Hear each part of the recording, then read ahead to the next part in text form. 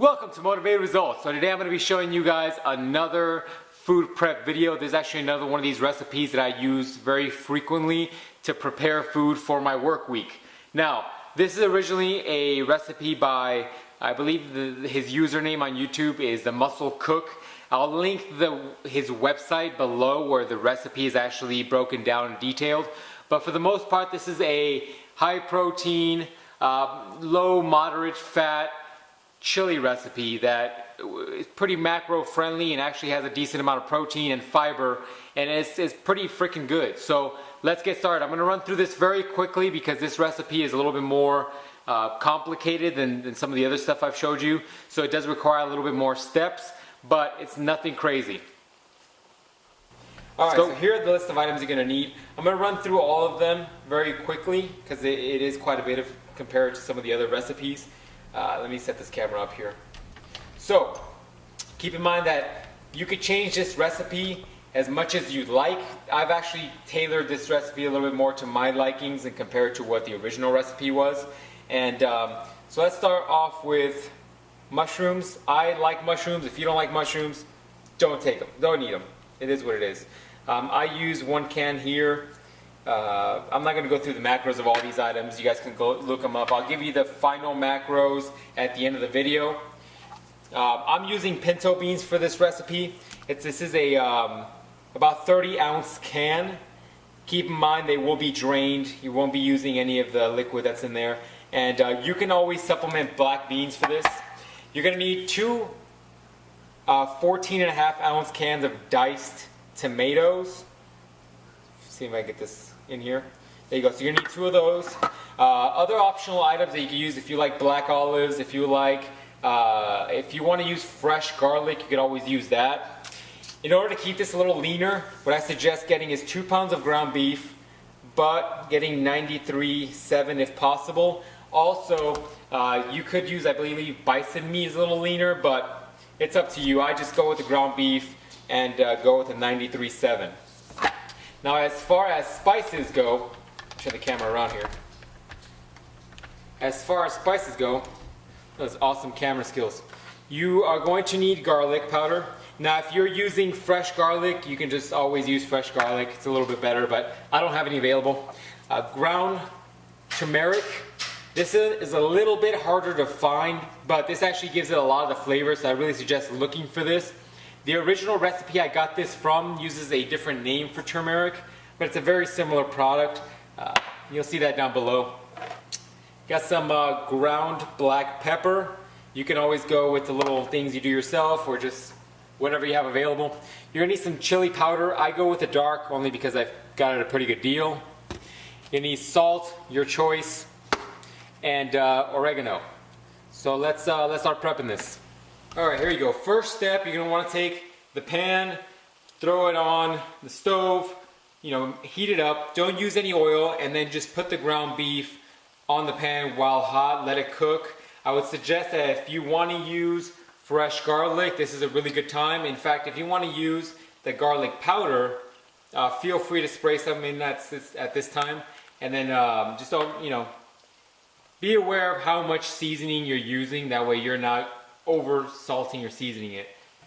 I'm letting you guys make the decision. Alright, so while your beef is cooking in the background, what I would suggest is in a pan, throw both of your cans of diced chili and rinse out your beans.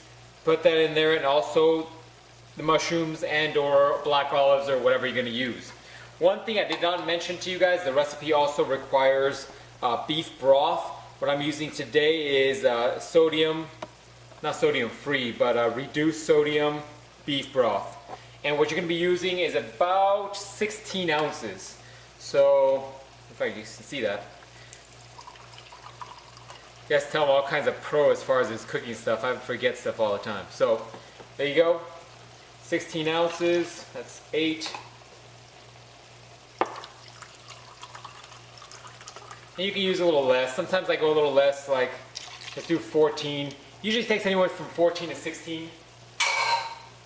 That's about it. Remember to refrigerate this afterwards. And so, well, as far as the meat goes, you do not want to fully cook the meat.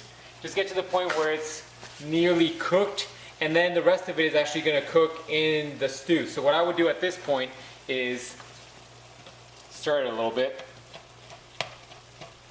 and then add it to this piece. Now one thing I will say is that make sure you break down the ground beef as much as possible into the smallest amount of pieces, because otherwise you're going to have very large chunks of ground beef when it should be a more of a stew consistency. Alright, so now I've transferred the meat from the pan onto this guy over here with the rest of the ingredients. So now it'd be a good time to add all of the spices. So let's start with the garlic powder. I don't really measure it, it's kind of a visual thing for me at this point. That's probably pretty good considering how I've already added some to the meat itself. Same thing with the pepper, just kind of to taste. And a lot of this stuff is going to be up to you guys to decide, because I have a pretty crazy salt tooth, if you will. I freaking put salt on everything. And as far as the turmeric, I would say go with 1 teaspoon, only because it's very strong, and sometimes I don't even do the full teaspoon. So let me get in here real quick, show you guys how I do this. So yeah, it's about nearly a teaspoon. Oregano, same thing, you want to do about a teaspoon. Don't be afraid of doing the full teaspoon on this, it's just not as strong. And then as far as the chili powder goes, I would say this is one of those items that you can also do to taste, but I usually go with 1 tablespoon, sometimes 1.5, usually closer to 2 in reality. And last but not least is going to be the salt. And this once again is going to be to your taste. To your taste. I don't think that's a word. But anyways, you know what I'm saying. I like things fairly salty. I don't really care about sodium. So what you would do at this point is mix everything up. My camera is taking a shit here. Mix everything up and then bring it to a boil. So we'll be back when we get there. Alright, so as you can tell, I've now mixed it and it's actually come to a boil. What I would tell you guys at this point is to drop down the heat to medium, as you can tell I've already done, and also just keep an eye on it, keep it at a decent boil the whole time. What you want to do is come in and mix it every 10-15 minutes, give or take. And what the whole goal at this point is going to be that you are trying to thicken it up into more of a thicker consistency. And usually that just comes from everything evaporating out of it. And so remember, just to kind of come in and just kind of stir it together. Make sure everything kind of gets the flavors of all the spices and the beef and all that other good stuff that we just threw in there. So what I usually do cover it, so it's up to you guys. Either way, I think it's going to speed up the cooking time a little bit because it does maintain it a little bit warmer and the heat's not escaping. And that's it, guys. Just keep stirring it. I'm going to come back when it's a little thicker. I tend to, I prefer the thicker texture on this, and so it's really a preference thing, but just keep in mind that when you remove it and you let it cool a little bit, it does thicken up even more. So just keep that in mind. So we'll be back when it thickens up a little bit more. Alright, ladies and gentlemen, so here is the final result. I will end up probably getting this a little thicker, and this will thicken up a little bit as it cools down, but this is pretty much it. Not a difficult recipe in my opinion, but if you look at the time, if I get this camera set up, it's about 50 minutes since we originally started simmering it. So keep in mind this does take a little bit of time. What I do is separate this into about 5 meals, and if you break the total recipe down into 5 meals, you're looking at about, these are the macros by the way, you're looking at about 14.5 grams of fat. Most of that's from the beef.